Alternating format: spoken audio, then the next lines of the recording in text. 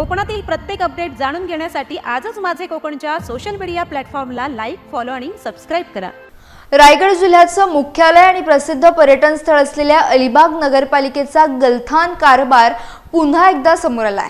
शहरातील वाढता कचरा टाकण्यासाठी योग्य डम्पिंग ग्राउंड नसल्यानं हा सर्व कचरा सरळ कांदळवनांवर टाकला जात असल्याचा धक्कादायक प्रकार उघड झालाय। या कचऱ्यामुळे कांदळवनांच्या प्रजाती नष्ट होण्याचा धोका निर्माण झाला असून दुर्गंधीमुळे अलिबागकर अक्षरशः हैराण झालेत। माजी नगरसेवक आणि सामाजिक कार्यकर्ते अमर वारडे यांनी नगरपालिकेवर गंभीर आरोप करत कचरा व्यवस्थापनातील निष्काळजीपणामुळे स्वच्छ हवा आणि ऑक्सिजन देणाऱ्या कांदळवनांचं अस्तित्व धोक्यात येत असल्याचं स्पष्ट केलंय। या संपूर्ण प्रकरणाची माहिती वन विभागालाही देण्यात आली असून त्यांनी स्थळ पाहणी करून योग्य ती कारवाई करण्याचं आश्वासन वारडे यांना दिलंय।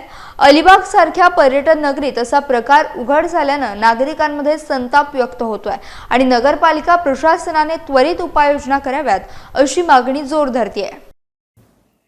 2024 पासून मी या प्रकरणाचा पाठपुरावा करतोय। नगरपालिकेकडे 2024 मध्ये सुद्धा त्या ठिकाणचे 4 ठिकाणं आहेत अशी त्या संपूर्ण कांदळवनाच्या परिसरात की जिथे राजरोसपणे कचरा टाकला जातो। 2024 मध्ये तक्रार करून सुद्धा 16 महिन्यापूर्वीची तक्रार आहे, काहीही कारवाई नगरपालिकेनं केली नाही।